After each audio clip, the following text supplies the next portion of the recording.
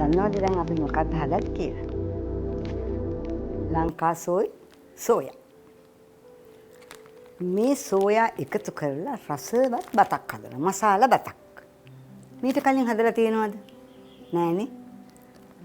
මේ පාර සිංහල අවුරුද්දට ලංකා සෝයා එකතු කරලා නිර්මාංශ ආහාර ගන්න අයට ලස්සන රස බතක් හදා ගන්න පුළුවන්. මම කියලා දෙන්නම්. හරිම ලේසි, හරිම පහසුයි. ඉස්සෙල්ලා කරන්න ඕනේ අපි මේ වගේ සෝයා පැකට් එකක් අරගෙන වතුර කෝප්ප දෙකක් දාලා තම්බනවා. තම්බලා හොඳට පොඩි කරගන්නවා. මේ ආකාරයට. ටිකක් කෑලි හිටින්න මේ විදිහට පොඩි කරගන්නවා. ඊළඟට හදන්න නම් හරි ලේසි. වෙලාවක් යන්නෙත් නෑ. හැබැයි පෙර සූදානම තියෙන්න ඕනේ. පෙර සූදානම කියන්නේ අපි කිමුකෝ අමුත්තු ටිකක් ගෙදරට එනවා කියලා. එනකොට මේ අවශ්‍ය සියලුම කටයුතු කරලා තියාගන්න ඕනේ. ලුණු ටික කපලා තියාගන්න. එතකොට සෝයා ටික තම්බලා අඹරලා තියාගන්න. මම මේකට විශේෂ දෙයක් එකතු කරනවා කොච්චි. රසය තවත් වැඩි. කොච්චි ටික කපලා ඔක්කොම සූදානම් කරලා තියාගෙන නෑදෑයෝ ආවම වාඩි වෙලා කතා කර කර ඉන්න ගමන් ඒගොල්ලෝ තඬ ගහගෙනම ගිහිල්ලා මේසෙට මේක හදන්න. හරිම ලස්සනයි. ඒගොල්ලොත් ඉගෙන ගන්නවා. ඊට පස්සේ ඒගොල්ලොත් ඒක අනුගමනය කරනවා. දැන් බලමු හදන්න කොහොමද කියලා. මම දැන් පොඩි වෙනසකටත් එක්ක ඉස්සෙල්ලා කපාගත්ත ලුණු ටික එකතු කරනවා. මේ තියෙන්නේ ලොකුවට කපාගත්ත සේව.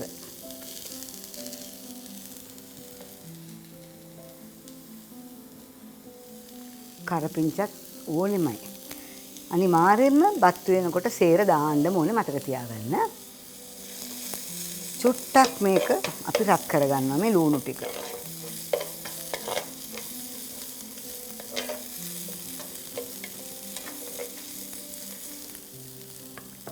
ඊළඟට අපි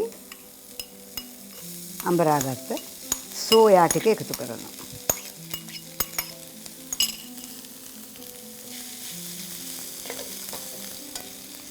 මේ ඔක්කොම එකතු කරේ ඇයි? හොඳට මතක තියාගන්න.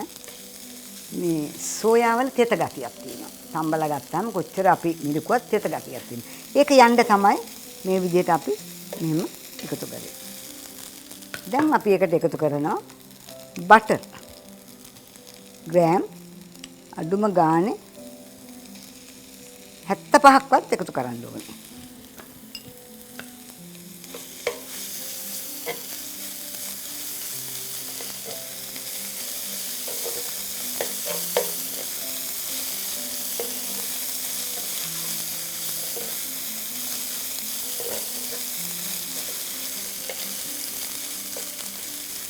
විනාඩි 5-7ක් විතර බදින්න. කර වෙන්න නෙමෙයි සාමාන්‍ය විදිහට.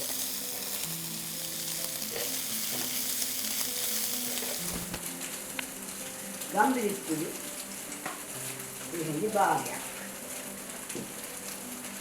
ලුණු රස පමණට.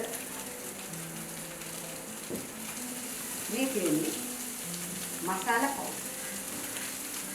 මසාලා පවුඩර් අපි එනදි දෙකක් එකතු කරලා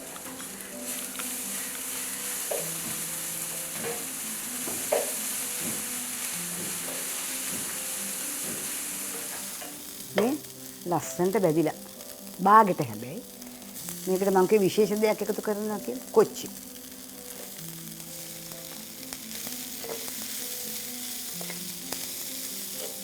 දැන් අපි බත් ටික එකතු කරනවා මේකට.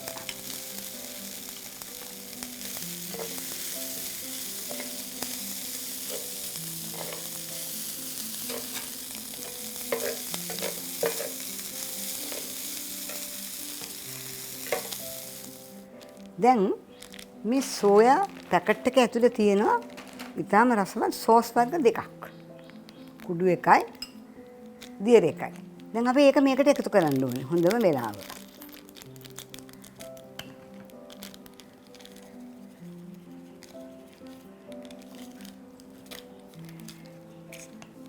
මේ තියෙන්නේ සෝස් එක.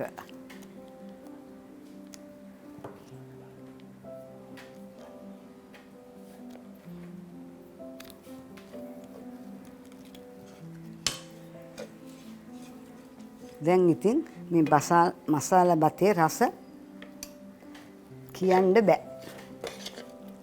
ලංකා සෝයි මිශ්‍ර මසාලා බත.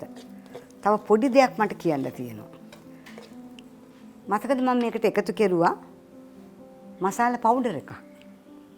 මසාලා පවුඩර් කියන්නේ කරාබොනේට්, කරදමුංගු, ඇනිස්ටා, කුරුඳු පොතු, මේස්, වසාවාසි. ඒ වගේ 5 කුඩු කරලා තමයි චුට්ටක් මම මේකට එකතු කරන්නේ.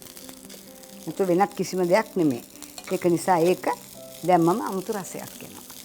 අපේ සෝයා එකේ බත් එකේ රසය වැඩි වෙනවා. ඒක නිසා මං ගෙදර හදපු එකක් තමයි මේ ඔයාලට එකතු කරන්නේ. දැන් අපේ බත හරි.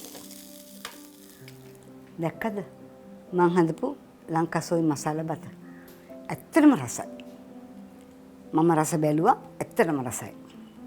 ඉතින් මේ වගේ විශේෂ දේවල් අපිට හදන්න පුළුවන්. මගේ ලංකා සෝයි එකතු කරලා.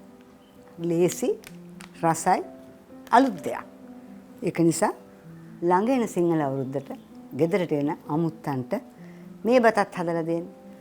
මොකද අනිවාර්යයෙන්ම ඔයගොල්ලන්ගේ ගෙදරට එනවා නිර්මාෂාය. ඒගොල්ලන්ට මේ බත හරි විශේෂයි. බලමු අපි ඊළඟට මේකට මොනවද අපි එකතු කරගන්නේ.